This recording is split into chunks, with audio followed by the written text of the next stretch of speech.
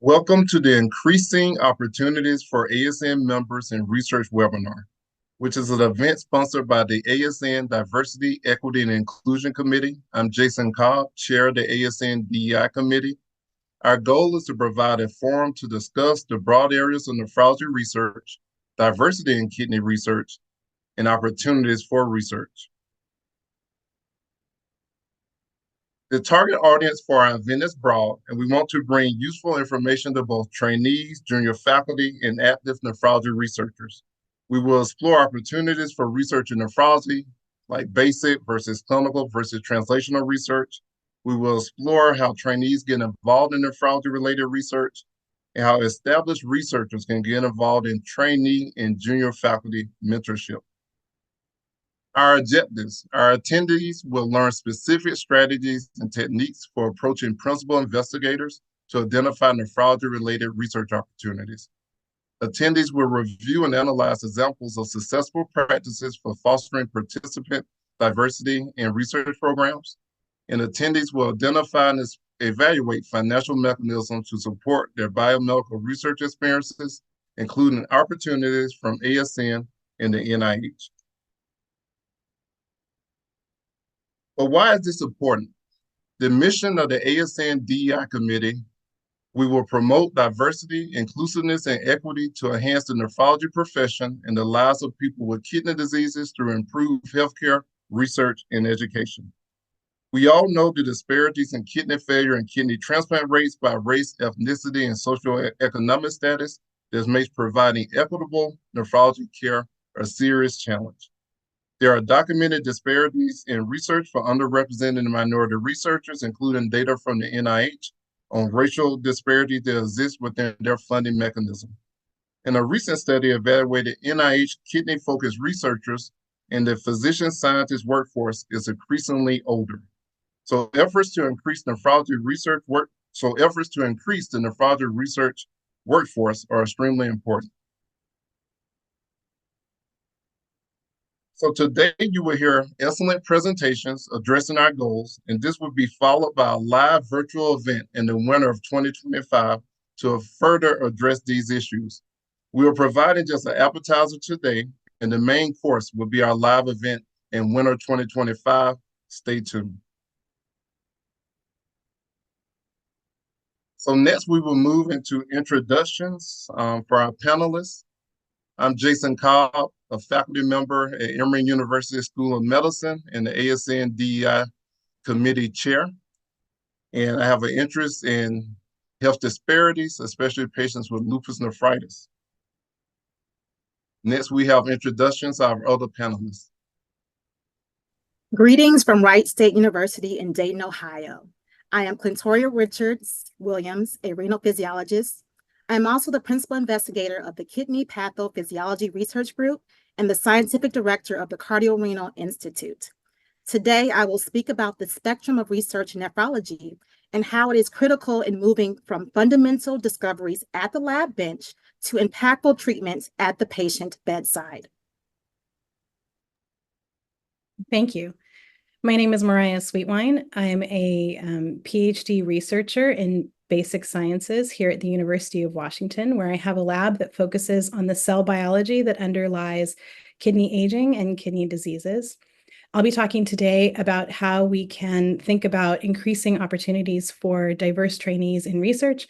And if you are somebody who's interested in getting into biomedical research, whether it's basic, translational, or clinical, we'll talk a little bit about some best practices for how to approach those opportunities.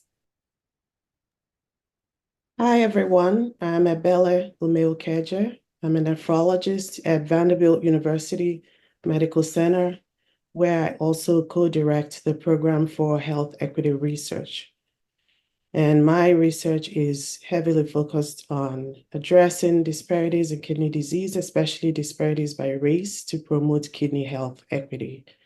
Today, I will be giving a high-level overview of some key things that people will need to keep in mind who are interested in clinical research. Thank you. Hi, my name is Rob Rivers. I'm a program officer at the National Institutes of Health, and I'm really excited to share with opportunities of interacting with NIH and more particularly the National Institutes of Diabetes, Digestive, and Kidney Diseases. everyone, I'm Raquel Greer. I am also at NIH, specifically at the NIDDK, and I'm a program director within the Division of Kidney, Urologic, and Hematologic Diseases. I oversee the Kidney K23s, the Loan Repayment Program, and also an R01 portfolio that focus on health equity and health services research. And so I'm happy to be here to discuss some early career funding opportunities at NIDDK. In nephrology, exploring the spectrum of research plays a critical role in how we move from fundamental discoveries at the lab bench to impactful treatment at the patient bedside. Research in nephrology is essential for advancing understanding of kidney function, developing new treatments, and improving patient outcomes. Research can be broadly categorized into three main types: basic research, translational research, and clinical research. Each research type plays a unique and interconnected role in moving scientific knowledge from the lab to real-world healthcare solutions. Basic research is the scientific investigation aimed at increasing our understanding of fundamental principles. It is driven by the desire to expand knowledge. Translational research aims to bridge the gap between scientific discoveries and their applications to clinical practice. It focuses on translating findings from the lab into new treatments, diagnostic tools, and prevention strategies that can benefit patients. Clinical research involves the study of health and disease in patient participants. It aims to evaluate the safety, efficacy, and effectiveness of medical interventions, including drugs, devices, diagnostic procedures, and treatment protocols. The foundation of the spectrum of nephrology research is basic research. Here, scientists aim to understand the fundamentals principles. It is accompanied by focusing on understanding biological mechanisms and processes at the molecular, cellular, and organizational level. Basic research is conducted in laboratory settings using models such as cells, tissues, and animals. These types of investigations lay the foundation for the applied and clinical research by providing essential insights. Examples of basic research areas in nephrology include studying genetic factors that contribute to kidney development and disease, investigating molecular pathways involved in kidney filtration and reabsorption, and exploring the role of specific proteins in kidney cell signaling and function. So essentially, discoveries made through basic research can lead to significant advancement in understanding kidney diseases, which can eventually translate into new therapeutic approaches. Translational research builds on foundational knowledge gained from basic research. It involves a multidisciplinary approach, integrating insights from basic research into clinical insights. This research type is often referred to as bench-to-bedside research. And here, investigators focus on the development and testing of new interventions in preclinical and clinical settings. Examples of translational research in nephrology include developing novel biomarkers for early detection of kidney disease, testing new drug candidates in animal models of kidney disease before advancing to human trials, and designing innovative dialysis techniques based on fundamental research findings. By focusing on the practical applications of basic research, translational research helps accelerate the development of new therapies and improves patient care. The last step in the research spectrum is clinical research. Clinical research focuses on evaluating the safety, efficacy, and effectiveness of medical interventions. It includes various study designs, such as clinical trials, observational studies, and epidemiological research. This research type is conducted in clinical settings such as hospitals, clinics, and research centers, and directly involves patients and healthy volunteers.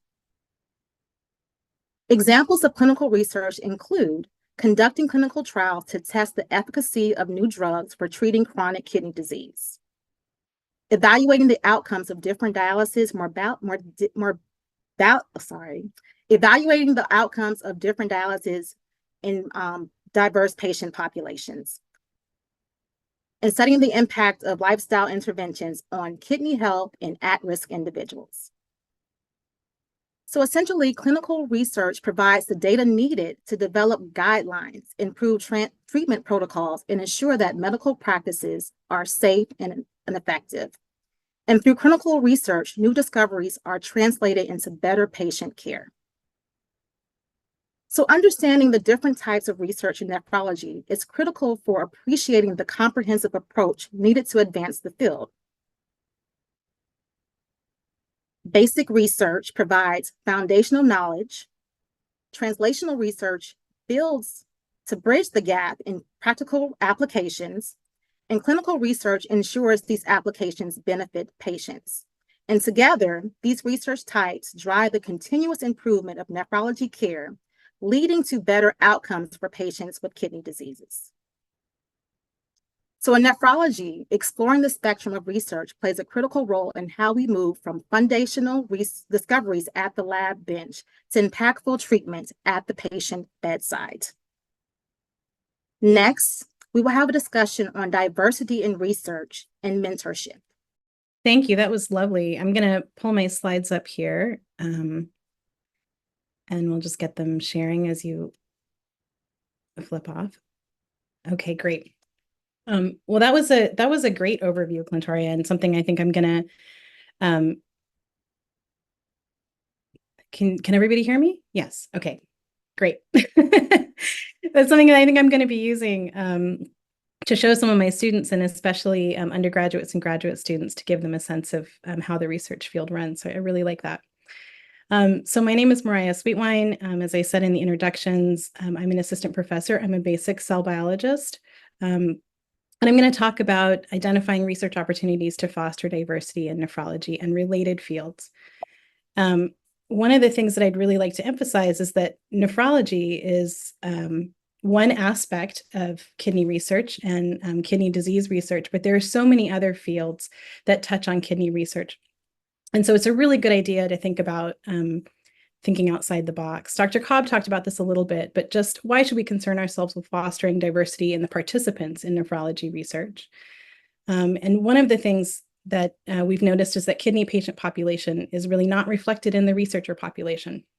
So enriching the diversity of nephrology researchers can bridge that gap in identifying population relevant research questions, more on the translational and clinical end that Clintoria was talking about.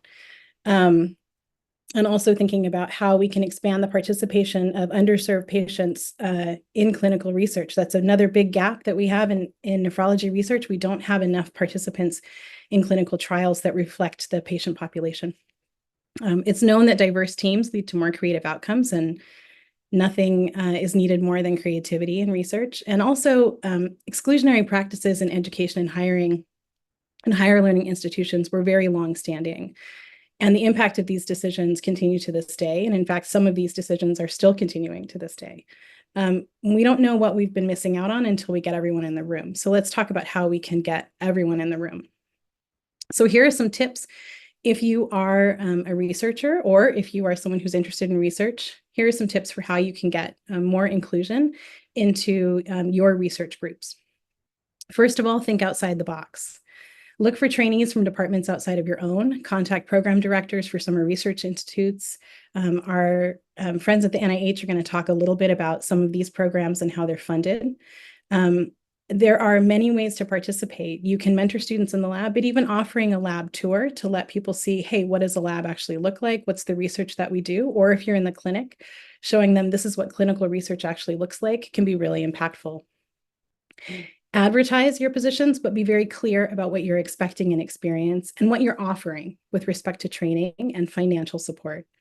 Word of mouth.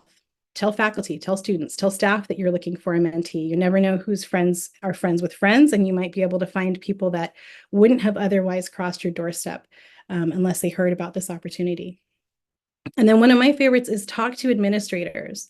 I think when we are working in these large institutions, we really overlook the institutional network of administrators.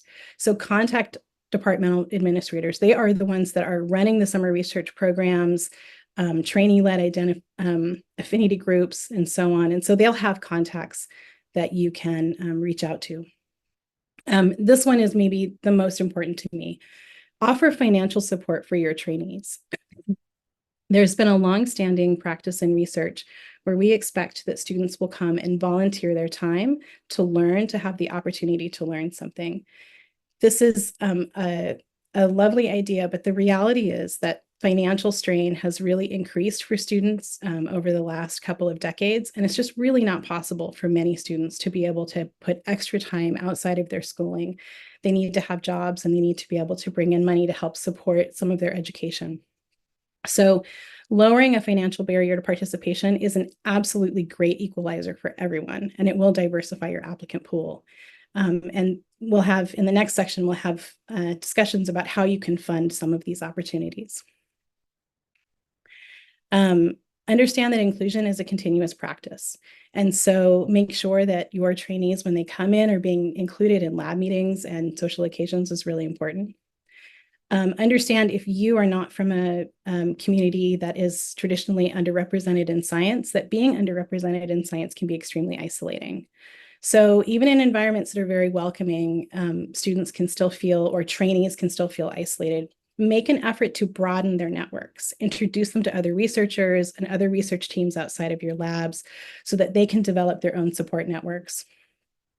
There are also formal networking opportunities for those who are underrepresented in nephrology-related research. I know that Dr. Rivers will talk about that a little bit.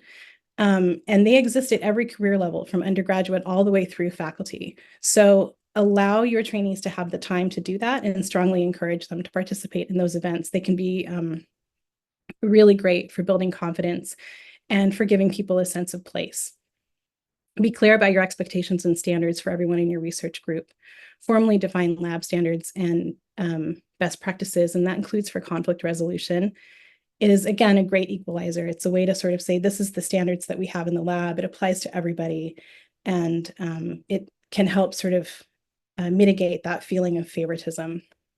And then finally, be realistic about what makes a good mentee. I talk to a lot of scientists, and they're, sometimes they're looking for someone that has straight A's on their transcript and has already done a million research opportunities. There are many, many people out there who might not have those same credentials, but have, as it turns out, a real passion for research. I was such a person, so I had terrible undergraduate GPA. And really was not interested in going into science until I got a job washing dishes in a lab.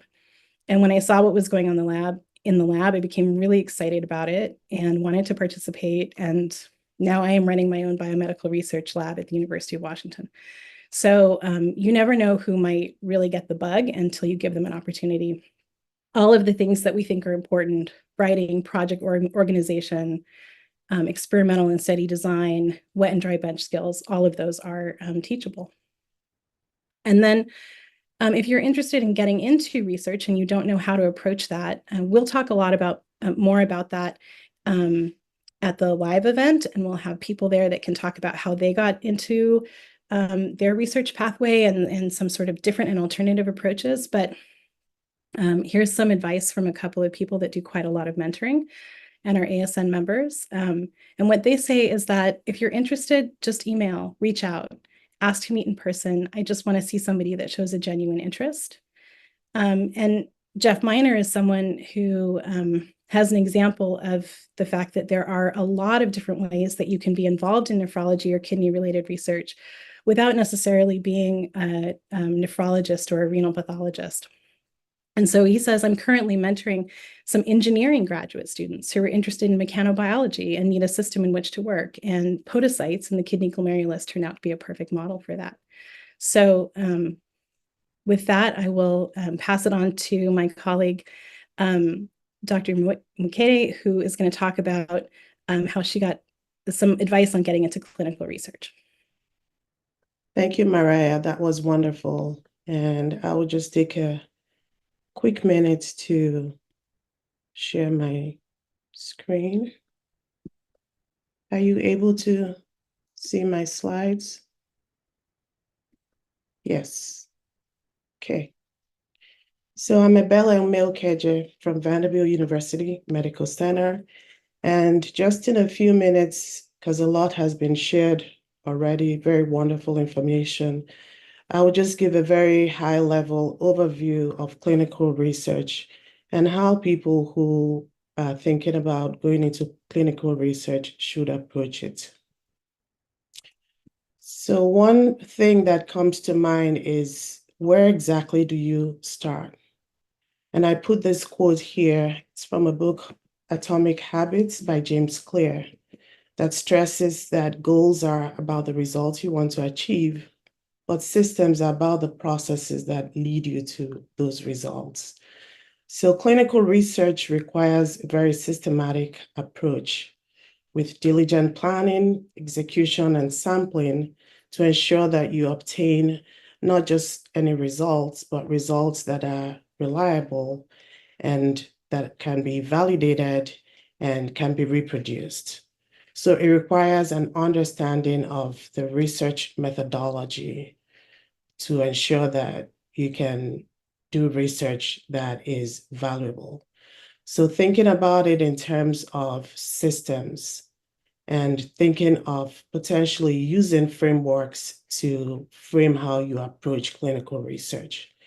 And to highlight this, I've just put a framework here. This is the Orbit model because I do behavioral research in the nephrology space, that this model is one that I default to that helps me clarify what exactly I'm thinking, where I'm headed, and what the goals are. Whatever model you're using or the approach that you're using, starting by identifying the existing gaps in the literature, to then defining and refining the question that you ask, taking a step back to decide and figure out what makes that question innovative, and then figuring out the best approach and the best methodology to address the question. In doing this, you have a rough framework, a rough idea, and a rough map that would help you even in your grant applications. And how do you do this? You have to have a lot of support. And that's why on this slide, I borrowed a concept from the Cambridge Health Equity Alliance that talks about this concept of who are your people. In research, not just clinical research, when you're starting off and actually through the entire research trajectory, you need a lot of support. You need mentors who play various roles that will act as your research supervisor, career supervisor. You need advocates that can advocate for you, that can help you network and can just broaden your space, so to speak. You need mentorship committee that are not directly involved in the research that you do, but are able to guide you and provide additional support. And you need mentorship from other spaces, even outside of your immediate institution, from organizations such as ASN, which is one of the reasons why we're doing this webinar. And also mentorship from organizations, for instance, the NIDDK Network of Minority Research Investigators is one such wonderful example where people can have really wonderful mentorship that can shape their careers. And just some things to keep in mind. Be specific about what you want and how you will achieve it. It helps you to say no to things that would derail your progress, distract your attention, pull you off course. And a lot of what is needed to make progress in research. I don't want to say to succeed because that definition is very subjective, but to make progress, you have to establish habits. And habits often appear to make no difference until you cross a critical threshold and unlock a new level of performance. And then the third point speaks to that concept again of your people. Remaining part of a group after achieving a goal is crucial to maintaining your habits. It's friendship and community that embed in your identity and help behaviors last over the long run. And with that, I'm going to turn this back to Dr. Cobb. Well, thank you all for allowing us to be here. I know it's back to Dr. Cobb, but as I'm from the government and I'm here to help, I thought I'd just jump in and start sharing. And my colleague, Dr. Raquel Greer, and I are going to be speaking about an overview of some of NIDDK's scientific workforce development programs. So I'm sure you're all aware, but whenever we go outside, we want to just focus on what's the mission and goal of the National Institutes of Health. It's the science and pursuit of fundamental knowledge about the nature and behavior of living systems and the application of that knowledge to extend healthy life and reduce the burdens of illness and disabilities. That's why the partnership with the American Society of Nephrology ASN is so important, because the work you're doing is ensuring that we're applying that knowledge to extend life and reduce burdens. Now, how do we get there? Before we get there, you need to know who you need to talk to. And these are the people you need to talk to. These are all the program officers and training officers at NIDDK. Their emails, what they do, the programs they're in charge of. And before we share anything else, we're going to start with this slide and we're going to end with this slide. So if you want to take a screenshot now or pause the Zoom recording, pause it now, because these are the people. Now back to the regularly scheduled Zoom.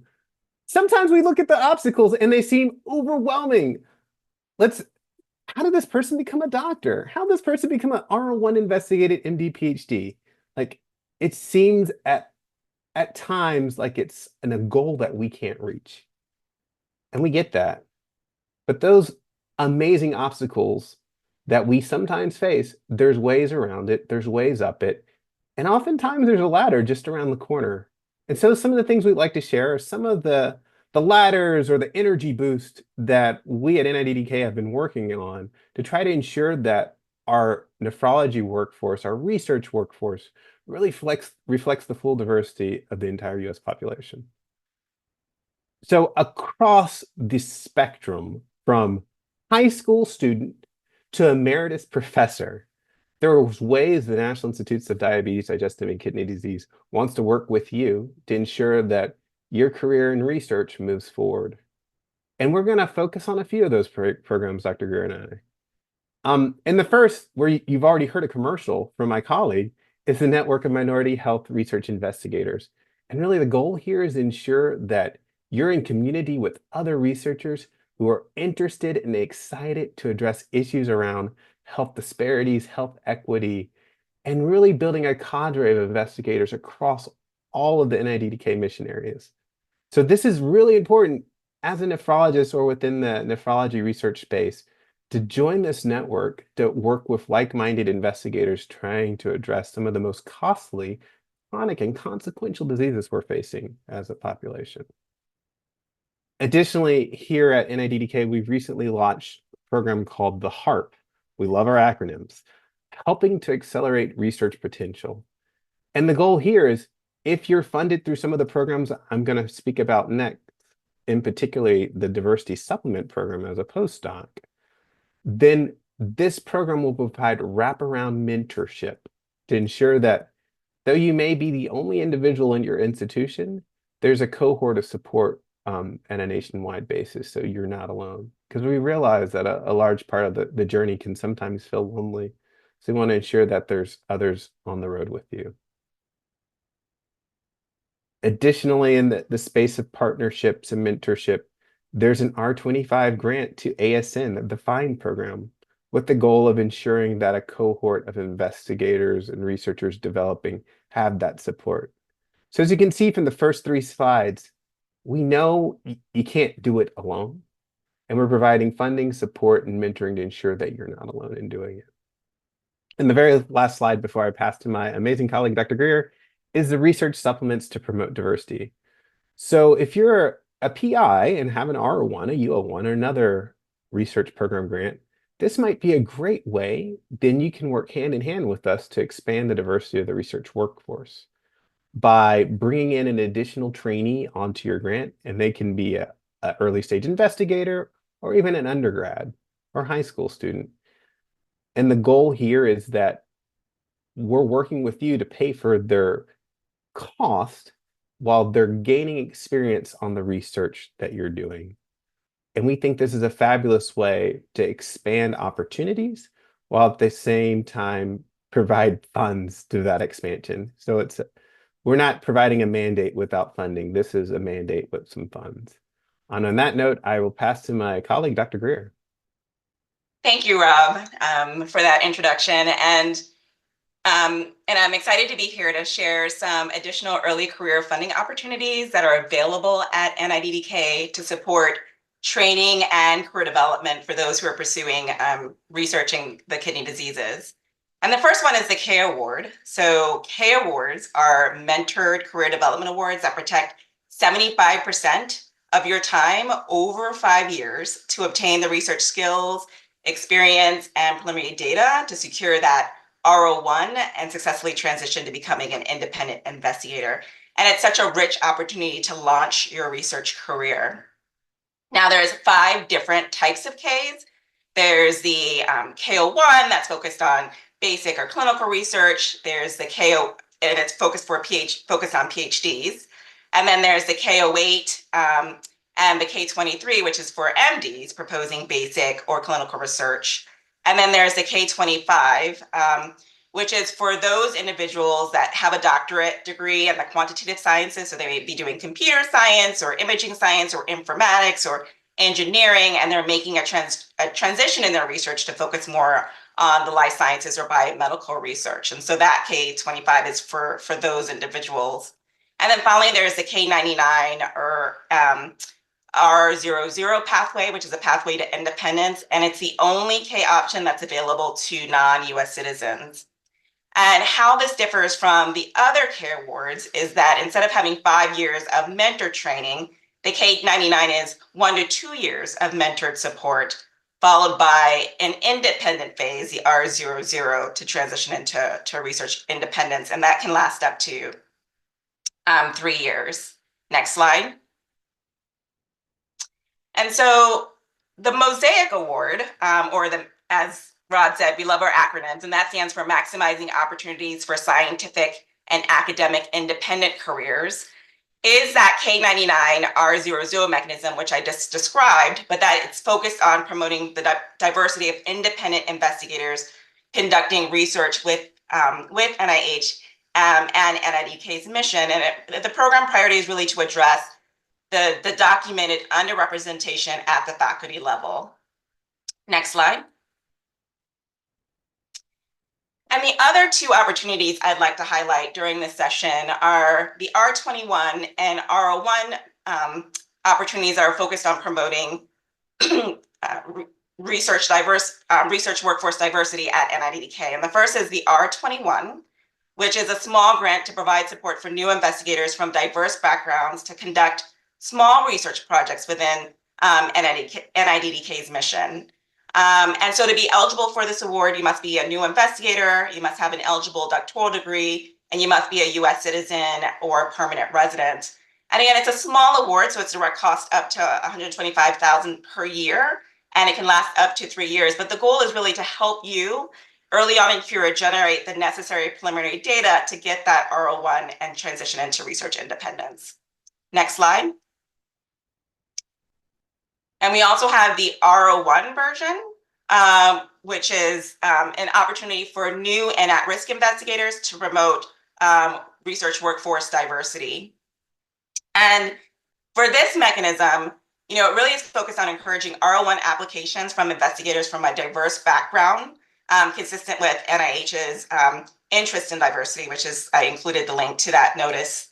And this award is focused on new investigators, so investigators that have never had substantial R-level funding from NIH, or at-risk investigators who are investigators that have had substantial research funding in the past, but if they don't secure additional funding, then they will not have enough support for, they will not have NIH support for their research lab or their research program in the next fiscal year.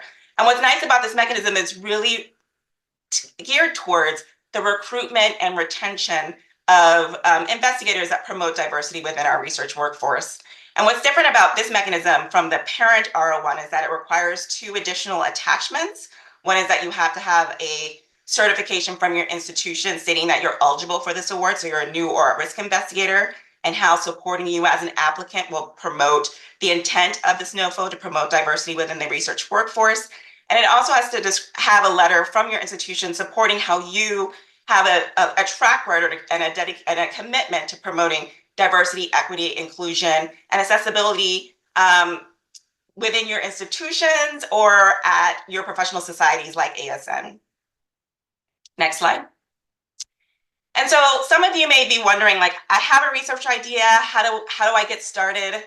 And what I would suggest is to, and you're not sure how to get started with some of these NIH mechanisms that we described, the first step is to really reach out to your program officer. Your program officer is such a great resource, and they can provide advice on the relevance of your research project, whether or not it relates to NIDDK's mission, and direct you toward the right award or right mechanism for your proposed project.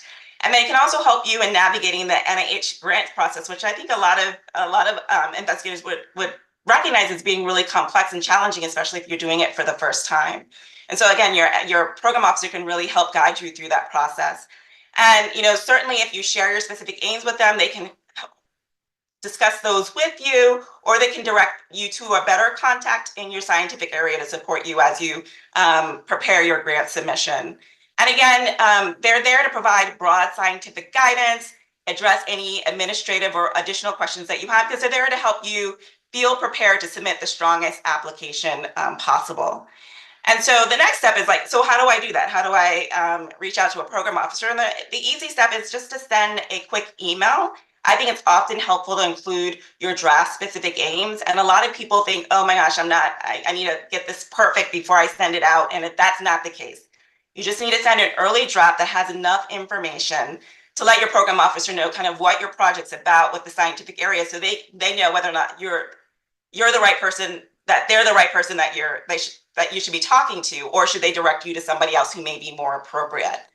And also oftentimes a lot of the questions can be handled in a quick email, but particularly for junior investigators, we love to hop on the call and kind of make sure that you feel supported, that you have your questions addressed, and that you feel and provide some guidance to ensure that you're applying to the right mechanism and you feel comfortable in submitting the best science possible. And again, like most people, program officers can get busy. And so if you don't hear back from us right away, please don't hesitate to reach back out. It is our job to support you and to answer the questions that you have in submitting and navigating this NIH process. Next slide. And so finally, as Rob said, these are the NIH program staff that you can be reaching out to. So these are the program directors for career development and workforce diversity. So again, we want to hear from you, so please reach out to us. And with that, I will hand it over to Dr. Cobb to begin our question and answer period. Thanks everyone for those outstanding presentations. Now we got our opportunity for our panel discussion. And panelists, feel free to unmute when you're ready. So I'll start off with a question for everyone. What are some of the obstacles or challenges you faced in your research journey? I had so many. So I'll just say really briefly. So as I mentioned, I was not a stellar student. I didn't have a really obvious academic trajectory, and that was really challenging for me. And so it was great to hear about some of these programs that Dr. Greer and Dr. Rivers talked about, because I actually benefited from quite a few of those, and they were really important because I had transcripts that were less than stellar. Being able to participate in some of those opportunities demonstrated to graduate schools that I actually was a successful and serious candidate for graduate school. And so I was a recipient as a post-baccalaureate for an NIH diversity supplement. And that allowed me to have 1 full year of research supported. So I had a full salary for a year. I mean, it wasn't a huge salary, but it bought the soup. And so I had a salary for a year, and I worked in a research lab full time, and I was able to get a first author paper in that time. And so that is what really propelled me to getting into graduate school. I had been working with this lab for about 8 months prior to that opportunity. So I don't want to make it seem like I had a paper just in 1 year, but in about a 2-year period, I was able to get enough research to have a first author paper. And so when I applied to graduate schools, despite the fact that I had this track record that didn't look so great from my earlier years as an undergraduate, I was able to demonstrate that this is something I can really do. And so that's how I got into graduate school. And then I postdoced, and the way that I actually got into kidney research was kind of by accident. So my first postdoc was a teaching and research fellowship in bone biology.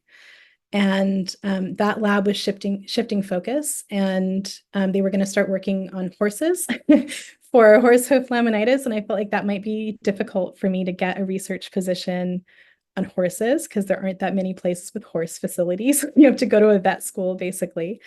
And so while the research they were doing was fantastic, I wanted to find a sort of a different path. And my background allowed me in fibrosis, allowed me to find a second postdoctoral position in kidney research. And I didn't know anything about kidney at all and had genuinely no interest in kidney in particular. But once I got in and I saw the kidney, I was just absolutely in love because it's so many different cell types. So those are some of the challenges that I've faced. And then, you know, it was a long trajectory for me also getting to finally having a position where I had my own lab. And so there was this sort of long lag time where I was working as a postdoc and then as an acting instructor and then as an acting assistant professor.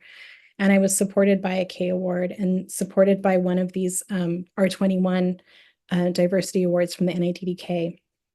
And that, again, allowed me to really show the departments, like, you know, she has research ideas and can get these things done. So I've benefited quite a bit from those opportunities. People are feeling shy.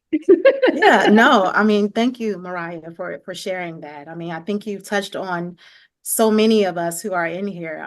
We tend to think we see people's destinations, but we don't see their journey. So I appreciate you sharing that. For me, I think a lot of the times that I encountered obstacles was due to lack of knowing expectations. So for example, you know, I went into my first postdoc thinking that, okay, I know, just go in, do what I do, and everything will work out. But what I realized is that my mentor had different expectations than what I had for it. For example, I came in with the background that he needed in order to drive a project.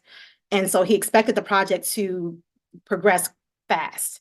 But when I came in, from my perspective, the project wasn't as far along as it needed to be. So I had to build it from the ground up. And so I wasn't able to really, I didn't feel comfortable in being able to communicate to him, hey, you know, you expect me to do this, but based on my perspective of where the project is, it's going to take a little bit longer. So he expected me to really drive it within 3 months, and it really took me a year. And because I internalized that the failure in the project was due to me, I really slowed my progression because I should have had these conversations early. So the obstacles that I faced in my first postdoc was because I didn't have the confidence to really believe in the training that I had previously, to go to him and have these open conversations. I really wish that I did find my voice early, so that I could go and do this. And so with that, I realized that I had to find my voice and to be my own advocate, because based on that experience, it really affected where my trajectory went.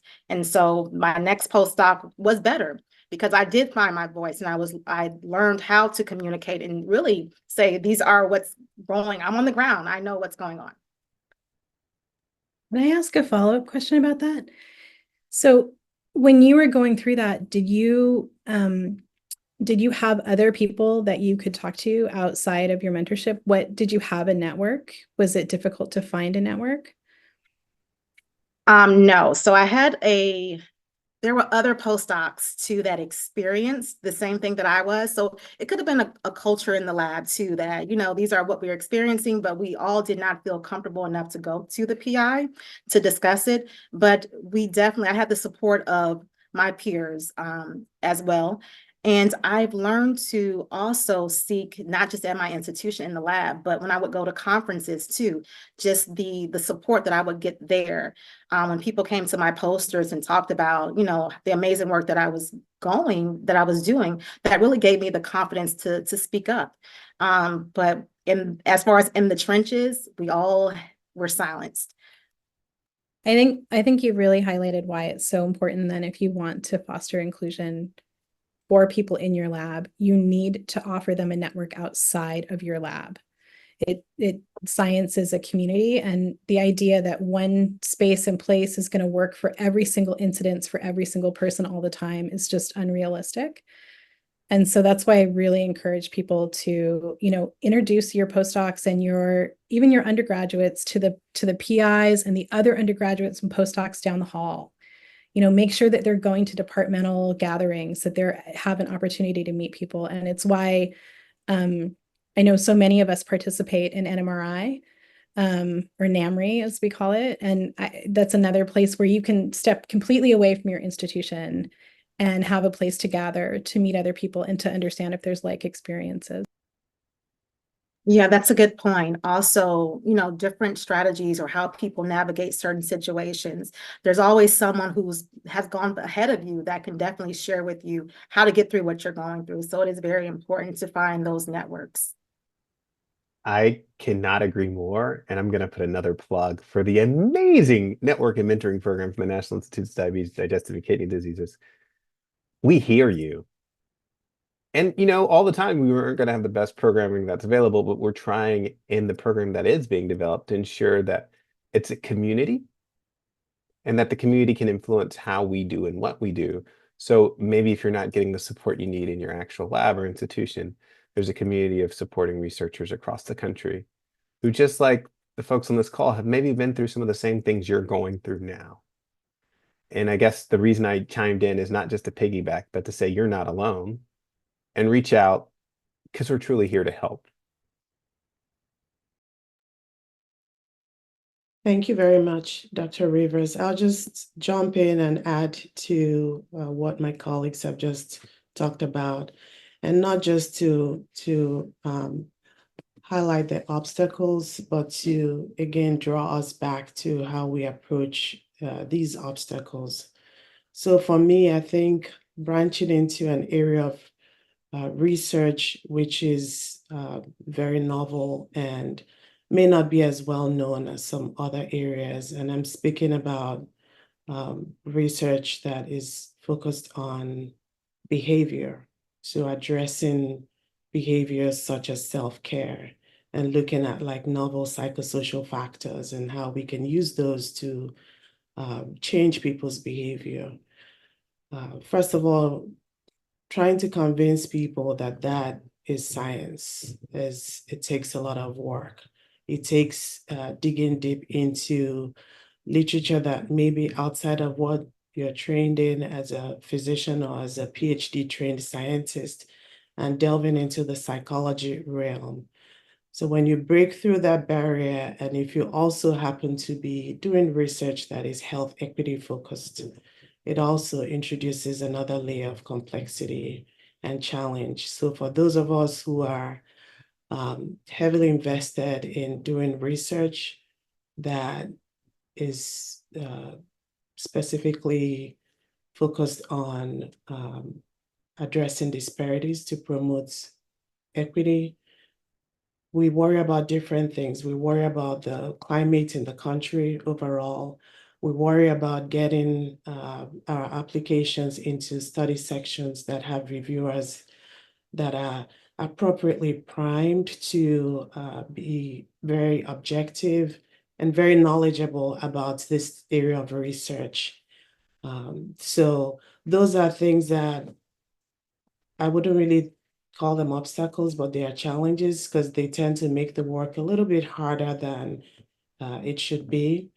Again, drawing on the things such as the concept of who are my people. So getting support from people around that have expertise in this area, that have navigated similar struggles, again, organizations like NEMRI, which many of us have mentioned multiple times, we can't say it enough. But just being in that space where you feel like people are listening and working with people that really get it. I think if you work with people that are like-minded, it makes it seem like it's not work. So those are just like just some rough approaches that have helped me so far, and curious to see what our NIH colleagues also have to say. Great discussion, and thank you all for sharing your challenges. And I think the importance of peer mentorship and also mentorship cannot be overstated. So the people from the NIH, can you tell how mentors can get involved in some of the T Grant or R25 TL1 training support opportunities? Rob, do you want to take this one or do you want me to take it? Okay. Yeah, so again, as Rob mentioned in his earlier presentation, there are funding opportunities to support trainees all throughout the spectrum, from high school students to undergrads to pre-doctoral and postdoctoral fellows. And so there's the R25, which are more kind of, educational support grants. And then there's also the TL1 training opportunities, which are focused on pre-doctoral and postdoctoral grants. And so if you're interested in bringing some of these training opportunities to your institution, I encourage you to reach out to our program officers who are on that list. And that includes Tracy Rankin and Christine Merrick-Bilkin, just to name a couple, who are really involved in overseeing that grant and can give you the guidance that you need to see how you can bring some of these opportunities to your institution to support more kidney research where you work.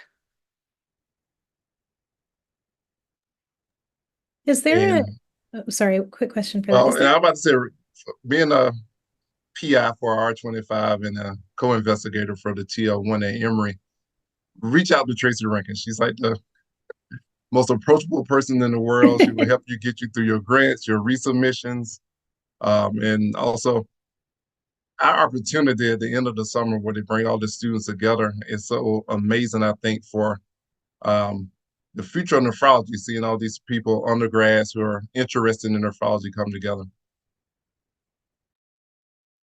So, Dr. Cobb, can you say something about how people who are not, directly the program lead for those programs at your institution, i.e. you, how they get connected to you, and how do you find the trainees and students for the participation? Because I think that's something that's a little bit of a mystery sometimes.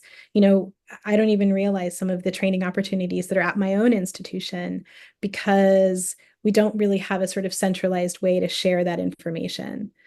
And so how do you dissipate that information, and how can people find that maybe at their own institutions? So I know for me, it's a KUH program, so we definitely have a kidney focus, but we also have our urology, hematology friends too. And just going out, even when we're making our grant submissions, making sure that we include the K, the U, and the H, and going around to our friends in urology, hematology, to make sure we include them in these programs. And also, we do keep a database of all our government-funded researchers in our division. So we have about 13 students per summer, but we have a list of about 20 or 25 investigators who can serve as mentors.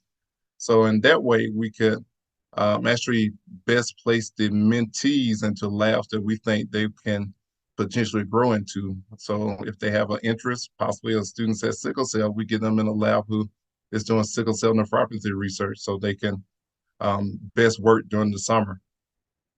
Then also our applications for our 13 slots, we used to have about maybe 20 to 25. Now we're up to about 75. Really have grown relationships with our historically Black colleges and universities in the Atlanta area, students that come from certain institutions, making sure that we keep that connection going with our summer alumni so we can get students from those older programs to apply to our program too. So we do see a lot of the same institutions who are sending their students to our program. So I have a question. And So for Clitoria, smaller, one of our former mentors. I am. And that's a good segue because now I'm at a smaller institution. And so what advice would you give investigators looking to bring these types of training programs to their institutions? We don't have the big network of, nephrologists and renal physiologists, and maybe one or two of us. So how can we put together a competitive package in order to bring these training institutions and these opportunities to our institutions? I'm guessing that's a question to NIH to some extent. And It is. I'm gonna give you a more genomics answer, as my current home is in the National Institutes of Human Genome Research Institute. RFA HD 22004, genome research experiences to attract talented undergraduates into genomic fields to enhance diversity. And really, this R25 is designed for non-R1 intensive research institutions to provide research experiences at that institution and partnering institutions. I'm going to flip back to my formerly DK hat. And there's also not only the R25 suite of programs, but also the Step Up program, the short-term research experience program to unlock potential, where maybe there's not enough mentors at your institution to develop a full program, but potentially reaching out to currently funded Step Up centers, you can encourage your students to do research with you that's then funded through Step Up. So in the case that if an individual doesn't have an R21 or an R1 where a diversity supplement could be added, this is another route where your student could be supported and stay with you throughout the summer and potentially academic year. So those are two potential mechanisms and ways to do it, but we're happy to schedule a longer call with folks out there in the internet listening who want to know about more ways. You guys have done a great job of demonstrating that the NIH is actually approachable. It's always so scary, but thank you for making it so warm. I agree. So thanks so much, everyone, for this panel discussion and also for this entire webinar. It has been outstanding presentations today. I'd like to say thanks to our friends from the NIH, Drs. Greer and Rivers, for coming today. Also, thank you to my fellow ASN DI committee members who spoke today, Dr. Sweetwine, Umakeji, and Williams, outstanding presentations. And also to our amazing ASN staff, Prachi Sharma and Cheryl Delaney. Thanks so much for the work you've done to help put this program together. Hopefully our webinar can promote an interest in nephrology research, spark trainee and junior faculty to reach out to potential mentors, and the site established nephrology researchers to start new connections and trainee and junior faculty mentorship relationships. And remember, this is just an appetizer. In the winter of 2025, we will be having our live event where we discuss some of these topics in greater detail and also have opportunity for the ASN community to interact. Thank you all. Thank you so much. Thank you.